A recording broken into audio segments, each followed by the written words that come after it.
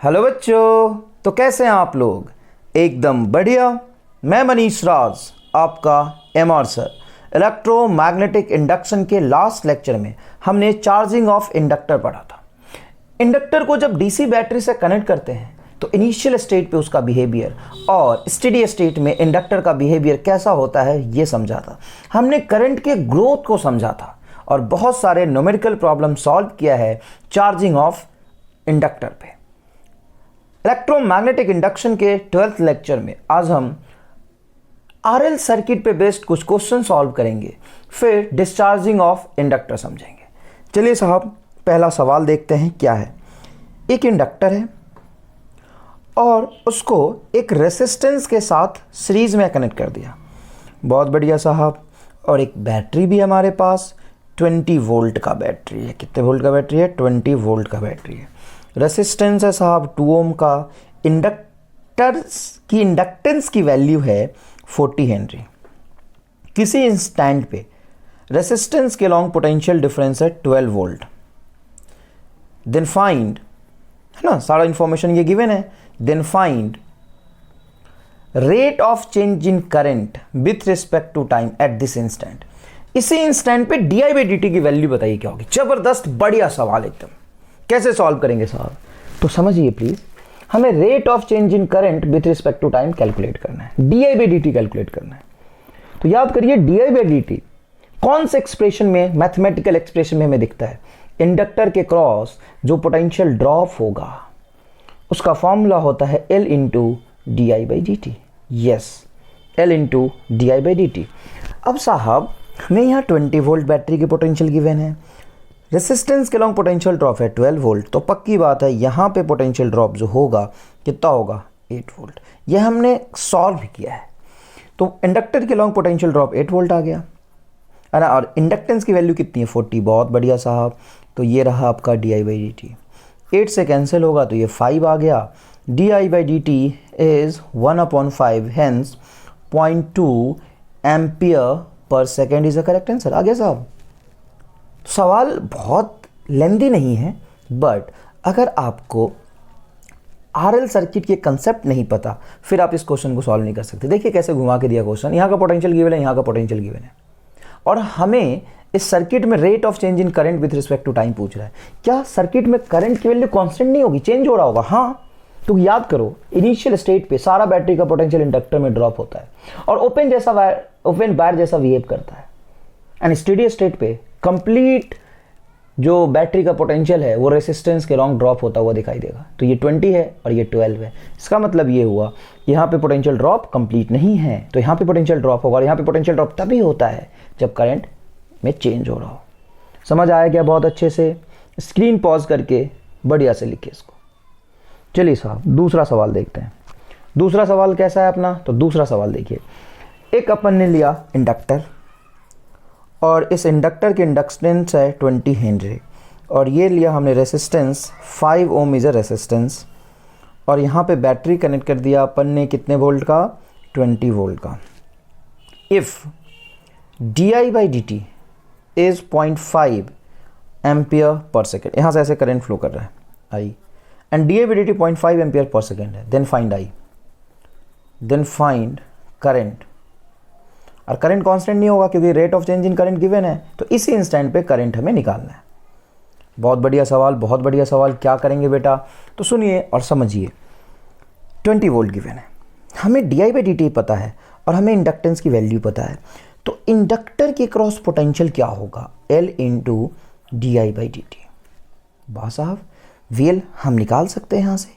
L की value 20 and D I by D T is 5/10, 0.5 is 5/10, ये cancel हो जाएगा। 10 वोल्ट पोटेंशियल ड्रॉप। इंडक्टर के क्रॉस पोटेंशियल ड्रॉप 10 वोल्ट हमने calculate कर लिया।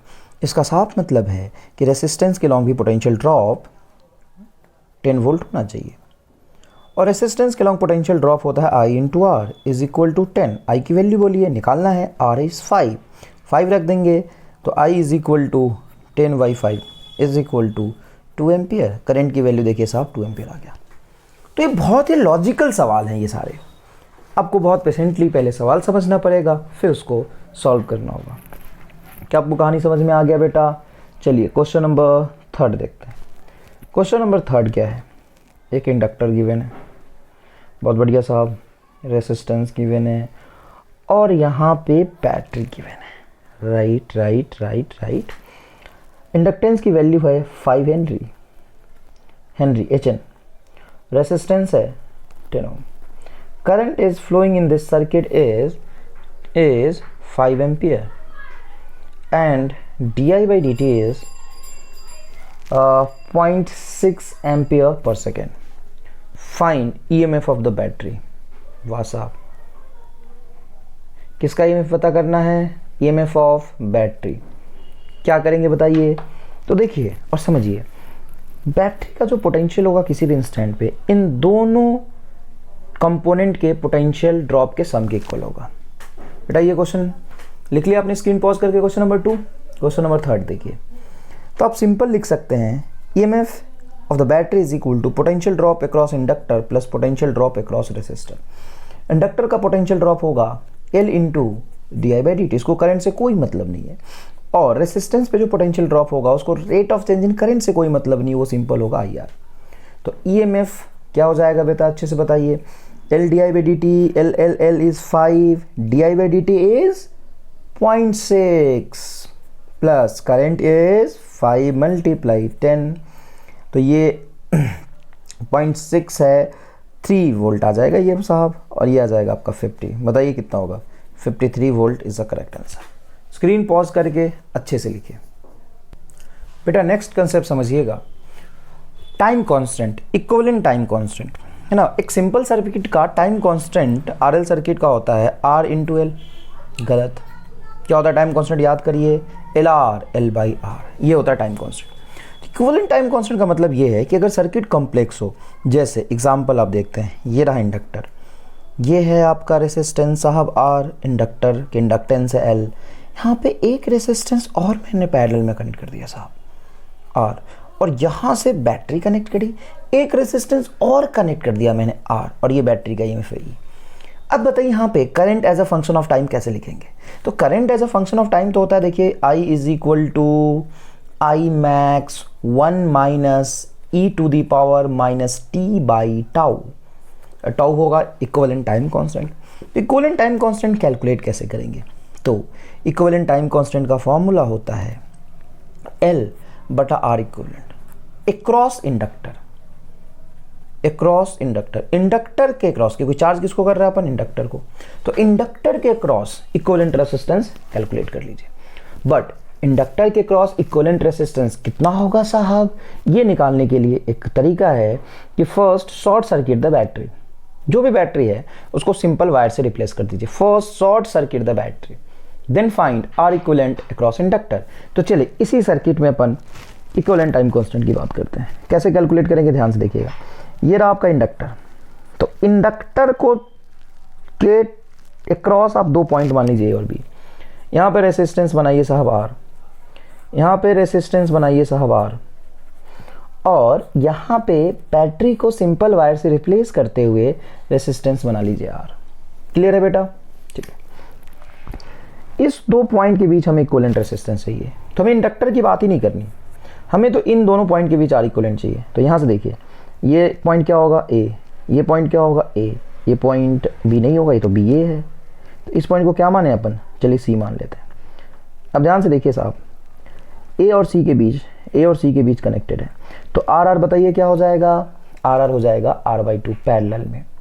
तो यहाँ से यहाँ तक एक रेसिस्टेंस आ गया आपका R/2, और इसके साथ ये सीरीज में है, A के बाद ये R/2 और फिर ये R, तो R इक्विवेलेंट क्या आ जाएगा सीरीज में? R प्लस R/2, तो ये हो जाएगा आपका 2 LCM ले लेंगे 3R/2, ये आपका R इक्विवेलेंट आ गया।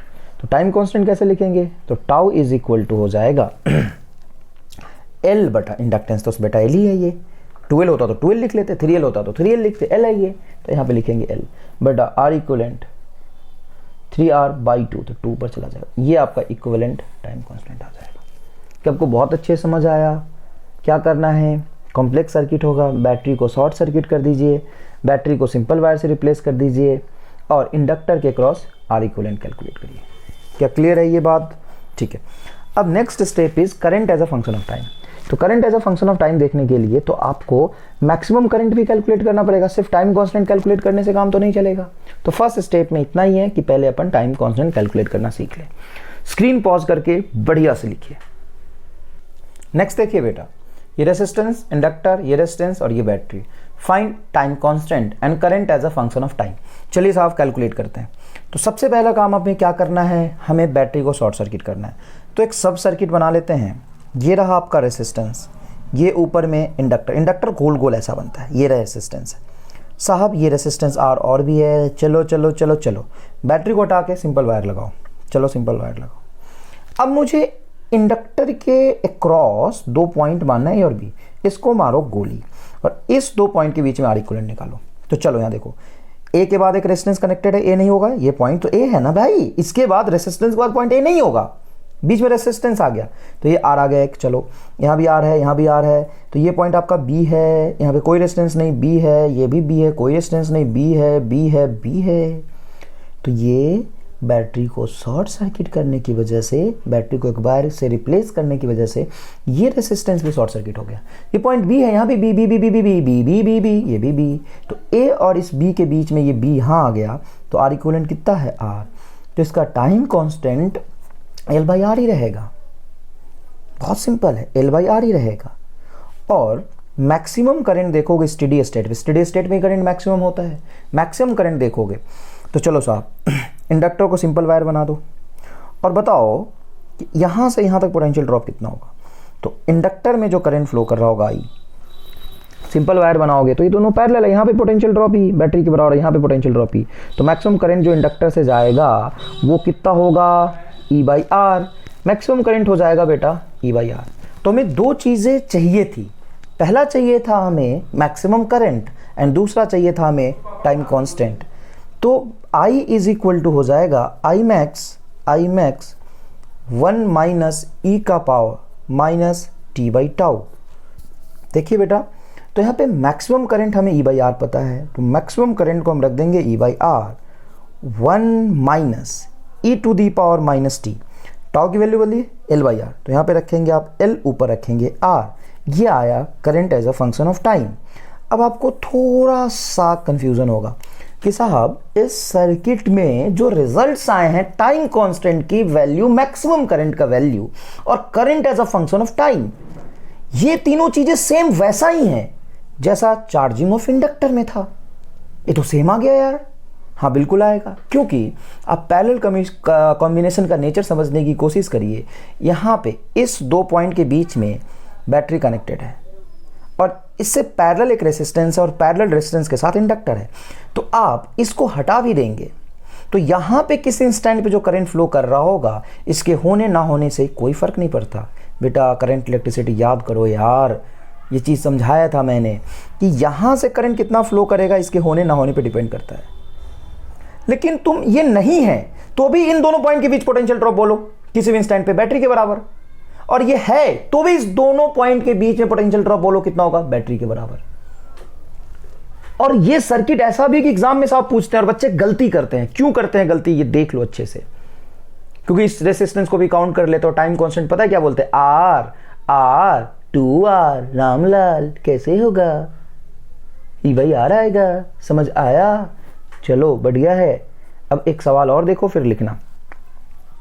ये रेजिस्टेंस है, ये बेटा हमने लगाया इंडक्टर, यहाँ से हमने लगाया रेजिस्टेंस, यहाँ भी लगाया रेजिस्टेंस, हमने लगाया खूब सारा रेजिस्टेंस, तो बैटरी भी तो लगाओगे सर, लगाऊंगा। चलो ये बैटरी है जिसका ईएमएफ ई से रिप्रेजेंट कर देते हैं, कोई खास बात नहीं है।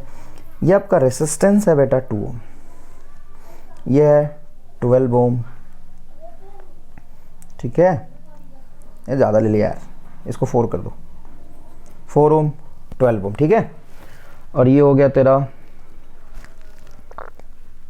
2 ओम और ये भी हो गया 2 ओम। चलो अब बताओ इसका टाइम कांस्टेंट क्या होगा, सेल्फ इंडक्टेंस सेल। तो सबसे पहले टाइम कांस्टेंट निकालने के लिए मैंने आपको बताया है बैटरी को हटा दीजिए और इंडक्टर के क्रॉस आर इक्विवेलेंट रहेंगे, तो ये पॉइंट ए और बी मान लीजिए और सिंपल ए और बी के बीच में कनेक्ट करते जाइए। तो ए और बी के बीच में तो ये सिंपल पहले 2 ओम है आपका, है या नहीं, देख लीजिए अच्छे से। अरे भाई ए और बी के बीच में डायरेक्ट कनेक्टेड है, ठीक है।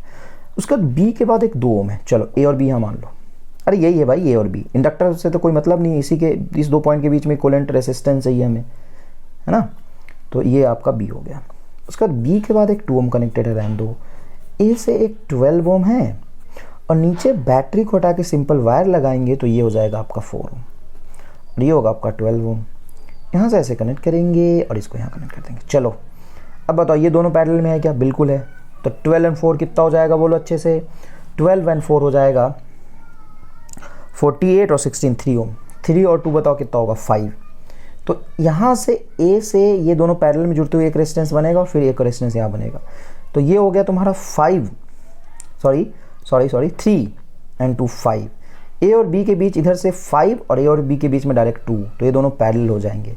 तो आर इक्वलेंट आएगा आपका 5 × 2/7 10/7। तो टाइम कांस्टेंट होता है L/R। तो L 10 नीचे 7 ऊपर, 7L/10 सेकेंड। टाइम कांस्टेंट है तो यूनिट तो सेकेंड ही होगा। ये आया बेटा जवाब।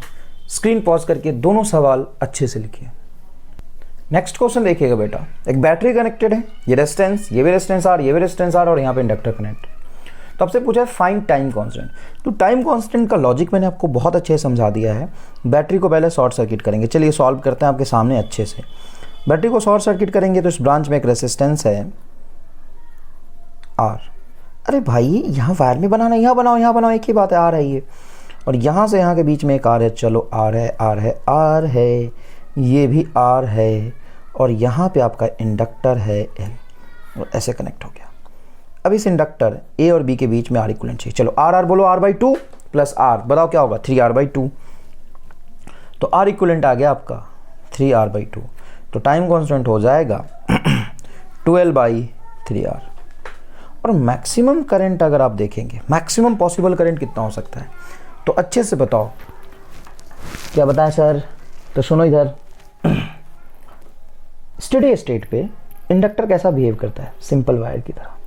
तो स्टेडी स्टेट पे जब यहाँ पे सब सर्किट बनाओगे at t is equal to infinity, कैसा सब सर्किट बनेगा? ये रेसिस्टेंस, ये रेसिस्टेंस, ये रेसिस्टेंस, एक सिंपल वायर, इधर से सिंपल वायर और यहाँ पे बैटरी कनेक्ट होगा, ये भी। अब बोलो ये R, ये R और ये R। तो करंट कितना फ्लो करेगा?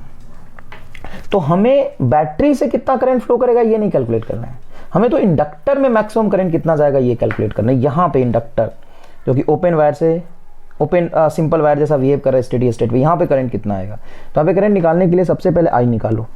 तो I हो जाएगा आपका R/2 और ये 3R/2।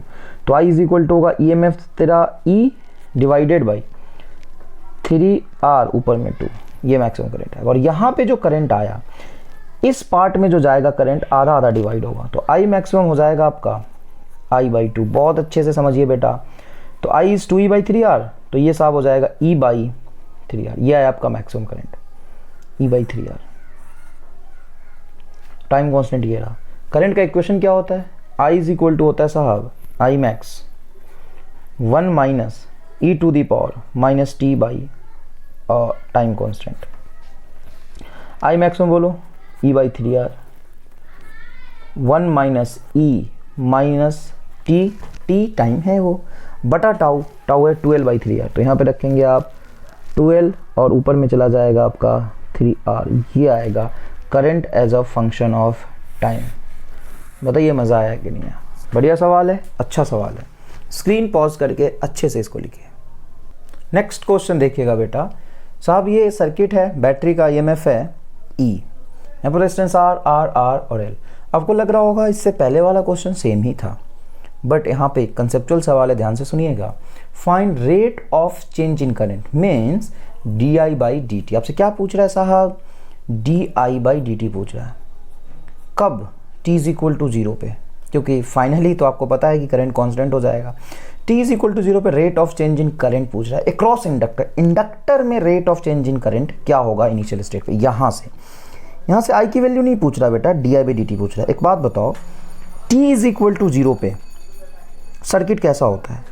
t is equal to 0 पे ये रेसिस्टेंस होगा R, यहाँ पे भी रेसिस्टेंस होगा R, ये रेसिस्टेंस होगा R, बट इंडक्टर हो जाएगा ओपन वायर और यहाँ पे बैटरी होगा साहब E। हाँ यार सही है। तो अब एक बात बताओ, यहाँ पे जो करंट फ्लो करेगा I इज इक्वल टू होगा E/2R। कैसे कैसे कैसे, ये R और R देखो इधर। अच्छा ये बात है क्या? क्योंकि इंडक्टर तो ओपन वायर जैसा बिहेव करेगा।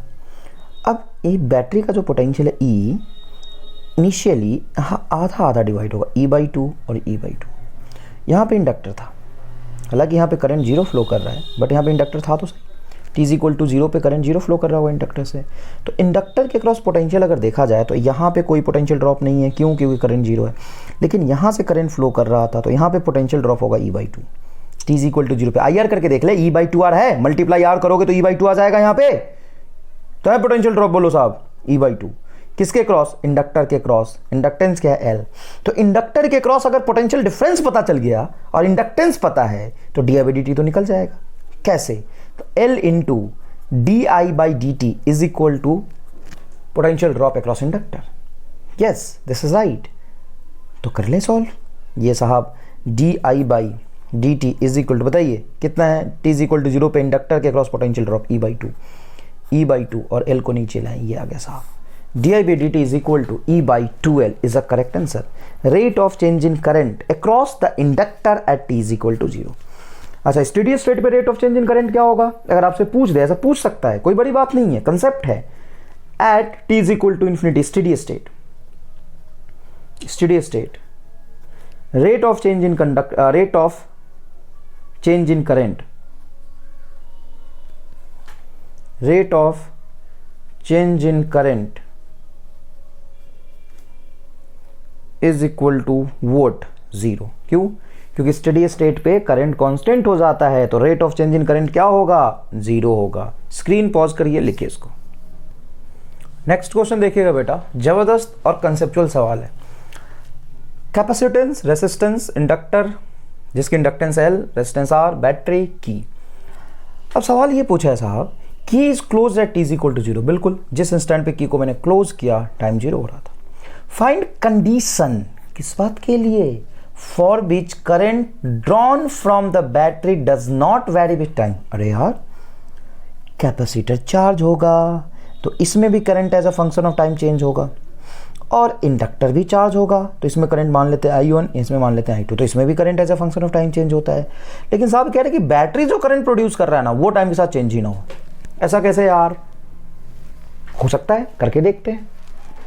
तो सबसे पहली बात कि ये वाला कंपोनेंट रेसिस्टेंस और इंडक्टर का, और ये वाला कंपोनेंट रेसिस्टेंस और कैपेसिटर का पैरेलल कनेक्टेड है बैटरी के साथ। मतलब मान लो कि अगर मैं इसको हटा दूं तो इसमें करंट जिस रेट से चेंज हो रहा होगा as a function of time, वो इसके होने ना होने पे डिपेंड नहीं करता है। फिर से सोचिए, सुनिएगा मैं क्या कह रहा हूं साहब। मैं कह रहा हूं बहुत सिंपल सी बात, पैरेलल कॉम्बिनेशन का रूल समझा रहा हूं। मान लो कि यहां पे मैंने इसको हटा दिया तो t इज इक्वल टू 0 में यहां से पास होने वाला करंट बोलो क्या होगा? t इज इक्वल टू 0 पे नेट बैटरी का पोटेंशियल E, और सिंपल वायर जैसे बिहेव करेगा, करंट होगा E/R। और ये है तो t इज इक्वल टू 0 पे से पास होने वाला करंट बताओ उतना ही होगा। अच्छे से समझना, यहां पे अगर कोई रेसिस्टेंस होता तो कहानी अलग होती। यहां से और इस पॉइंट के बीच में बैटरी है, अगर ये नहीं है और इसमें करंट किसी टाइम पे है t, ये है तो भी इसमें करंट किसी टाइम पे I ही फ्लो करेगा। तो मान लो I1 का इक्वेशन लिखना पड़े तो I1 इज इक्वल टू मैं लिखूंगा I max। ये तो कैपेसिटर की कहानी है बेटा, तो रुक जाओ, I2 लिखता हूं पहले। इंडक्टर में करंट जो फ्लो कर रहा है as a function of time, I2 क्या होगा? I2 is equal to I max 1 minus e to the power minus t LR L/R। बताओ कोई दिक्कत नहीं। मैक्सिमम करंट क्या होगा सर?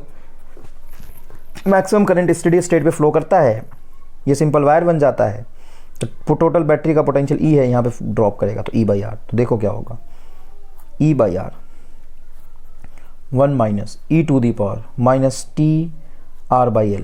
ये आया इक्वेशन नंबर 1। कोई दिक्कत है तो बताओ। नहीं सर ये ठीक है। अब कैपेसिटर में हमें चार्ज का इक्वेशन पता है। Charge on a capacitor is equal to Q max। Q max क्या होता है बेटा? CV 1 minus e to the power minus T/RC। याद है क्या? हाँ सर बिल्कुल याद है। ये है तुम्हारा चार्ज का इक्वेशन। ठीक है सर। अगर मैं इसको डिफरेंशिएट कर दूं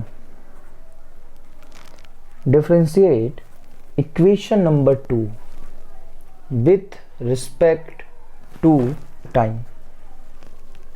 टाइम के रिस्पेक्ट में अगर इसको मैं डिफरेंशिएट करूं, ध्यान से देखिएगा, टाइम के रिस्पेक्ट में जब मैं इसको डिफरेंशिएट करूंगा तो dq बाई dt हो जाएगा करंट। तो इसमें जो करंट पास कर रहा है वो होगा आपका I1। CV कांस्टेंट है क्योंकि देखो C कैपेसिटेंस और V पोटेंशियल तो कांस्टेंट है, ये कांस्टेंट है साहब, इसको बाहर रखिए और इसको डिफरेंशिएट करिएगा तो ये माइनस और डिफरेंशिएशन के बाद ये जो -1/RC बाहर आएगा प्लस हो जाएगा, है ना। तो इसको एज्यूम करके चलो plus e⁻t/RC divided by RC। तो C से C कैंसिल हो गया, तो ये आ जाएगा आपका V/R, है ना। अच्छा, बैटरी की पोटेंशियल E है तो मैक्सिमम पोटेंशियल ड्रॉप कैपेसिटर में E होगा, तो आप इसको E ले लीजिए, E/R मान लीजिए इसको, है ना, E/R e⁻t/RC। ये आपका हो गया current at any time t। कौन सा करंट है? तो ये करंट है आपका 1 वाला, इसमें फ्लो करने वाला करंट है। तो नेट करंट हो जाएगा I = I1 + I2। ये होगा साहब नेट करंट। नेट करंट की वैल्यू बोलो, तो बोलो ये क्या है, E/R e⁻t/RC प्लस I2 बोलो, ये रहा I2 E/R माइनस E/R। ये क्या कर दिया साहब, अरे भाई ये दो टर्म है ना, E/R यहाँ रख दिया, E/R यहाँ रख दिया, e⁻t/RL। ये क्वेश्चन आया। स्क्रीन पॉज करके यहाँ तक अच्छे से लिख लो, पहले स्क्रीन पॉज करके यहाँ तक अच्छे से लिख लीजिए। अब आगे देखिएगा, मज़ा आ जाएगा, आगे मज़ा आ जाएगा, देखिएगा प्लीज़। अब सुनिए, ये current as a function of time ही है। इसको और थोड़ा सा सिंप्लीफाई करो तो E/R सब जगह से बाहर आ जाएगा, बिल्कुल आ जाएगा। यहाँ पे टर्म बचेगा 1 प्लस e⁻t/RC माइनस e⁻t/RL।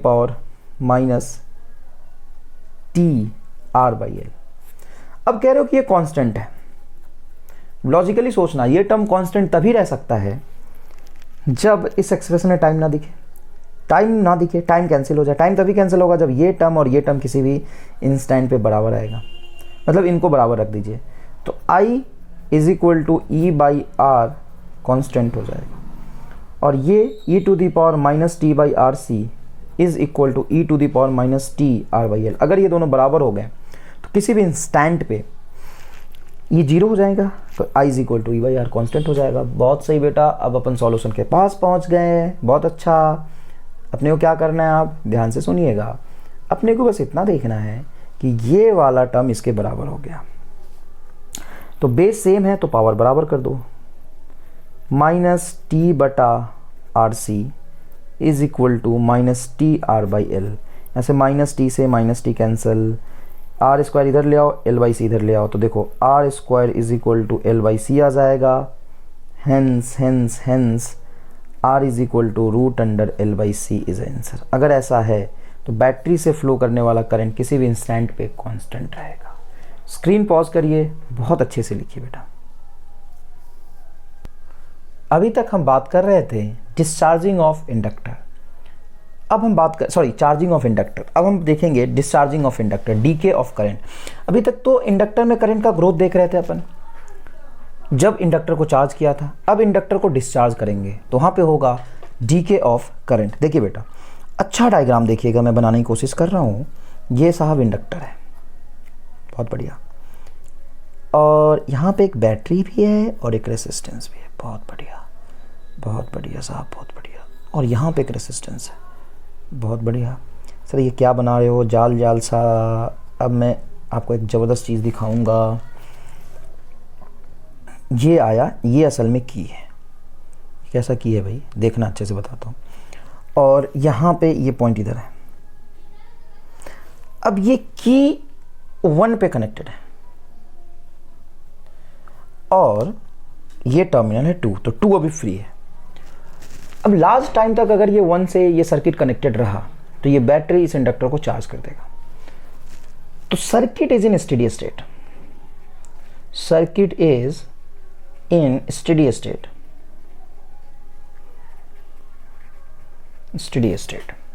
ठीक है ना।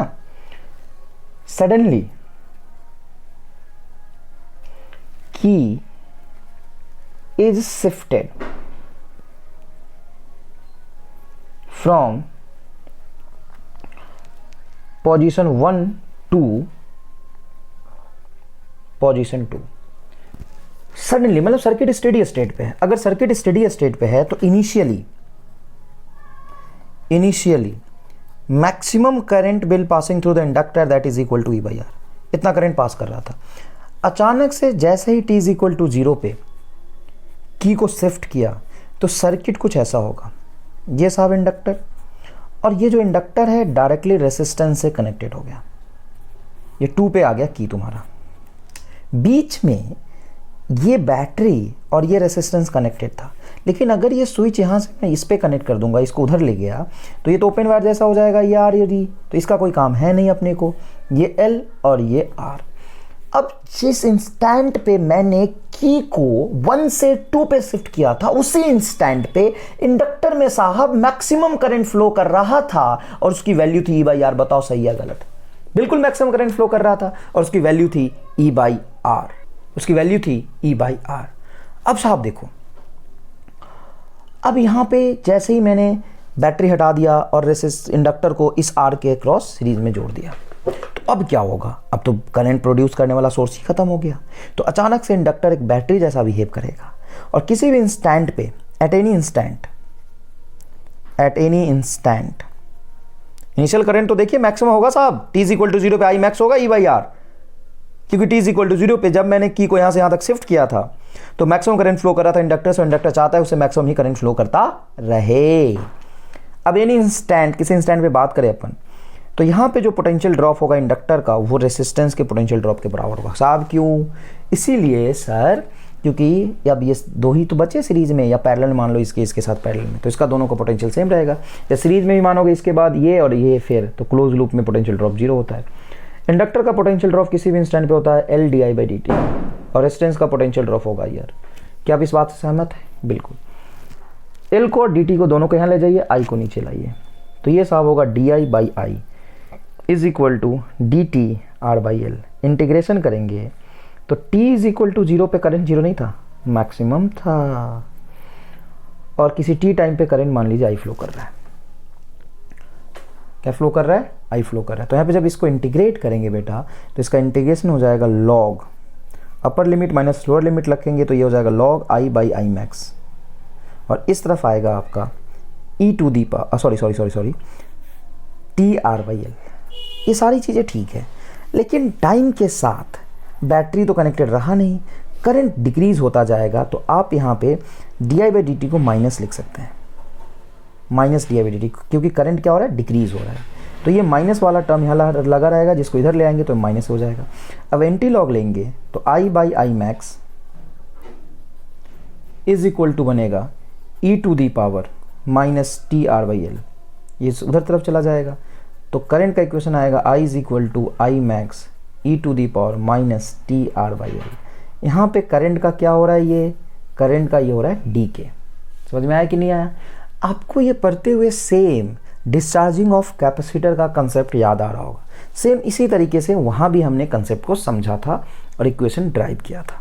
क्लियर है बेटा? स्क्रीन पॉज करके इसको यहाँ पे लिखिए। अब नेक्स्ट देखिए, स्क्रीन पॉज करके लिख लिया बेटा। अब नेक्स्ट देखिए, ये जो करंट का इक्वेशन आया है अपने साथ I is equal to I max e⁻ TR/L।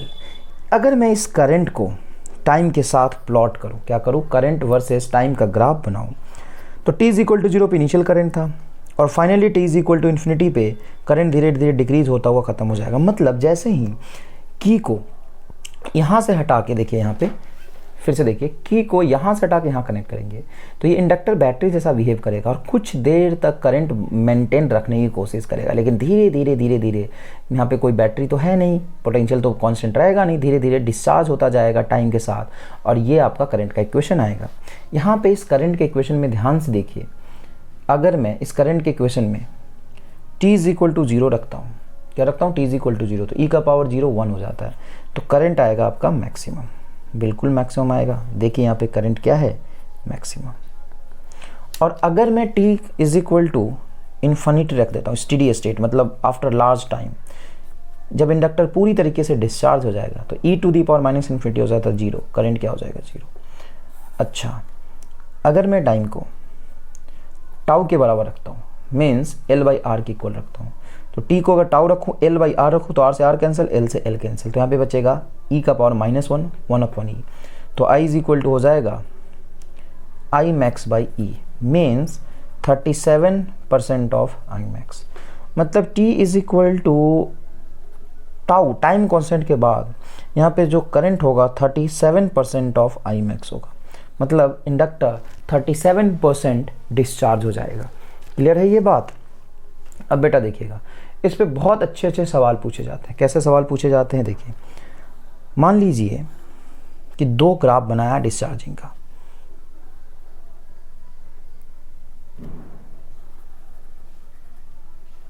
दो ग्राफ बनाया भाई,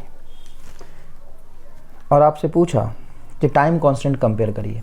तो देखिए ये बहुत धीरे धीरे डिस्चार्ज हो रहा है। ये डिस्चार्ज होने में ज़्यादा टाइम लगाएगा और ये डिस्चार्ज होने में कम टाइम लगा रहा है। मान लीजिए 1 है, ये 2 है, तो इसका टाइम कांस्टेंट जो होगा 1 का कम होगा और 2 का टाइम कांस्टेंट ज़्यादा होगा। सिंपल सी बात है। कैसे सर? तो देखिए नहीं, बहुत धीरे धीरे डिस्चार्ज हो रहा है और ये जल्दी डिस्चार्ज हो गया। जो जल्दी डिस्चार्ज हो गया उसका टाइम कांस्टेंट कम है, और जो धीरे धीरे डिस्चार्ज हो रहा है उसका टाइम कांस्टेंट ज़्यादा होगा। क्लियर है ये बात? स्क्रीन पॉज करके बेटा ये लिखिए। एक बढ़िया क्वेश्चन देखिएगा बेटा, डिस्चार्जिंग ऑफ इंडक्टर का। ये सर्किट है, रेजिस्टेंस R2 है, ये इंडक्टर है L, ये बैटरी का EMF है E, ये रेजिस्टेंस R1। यहाँ पे एक की कनेक्ट है, ये असल में की है बेटा, ये की है जो अभी 1 पे है। तो इस की को मैं 2 पे जब शिफ्ट कर दूंगा, अभी 2 ओपन सर्किट है, ये R2 का सर्किट में कोई काम नहीं है। सर्किट स्टेडी स्टेट पे है ना, circuit is in steady state, at steady state में सर्किट।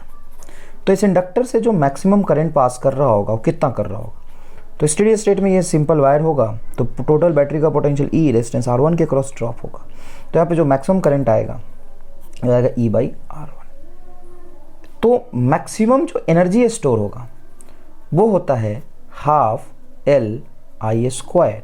तो यहाँ पे एनर्जी हो जाएगा आपका हाफ L, आई की वैल्यू बोलिए, आई की वैल्यू बोलिए, मैक्सिमम करंट, मैक्सिमम एनर्जी की बात कर रहा हूँ मैं, टोटल मैक्सिमम एनर्जी जो स्टोर हुआ है स्टेडी स्टेट पे, E बाई R1। तो यहाँ पे लिखेंगे E बाई R1 का होल स्क्वायर। ठीक है सर। अब व्हेन की शिफ्टेड, की इज शिफ्टेड,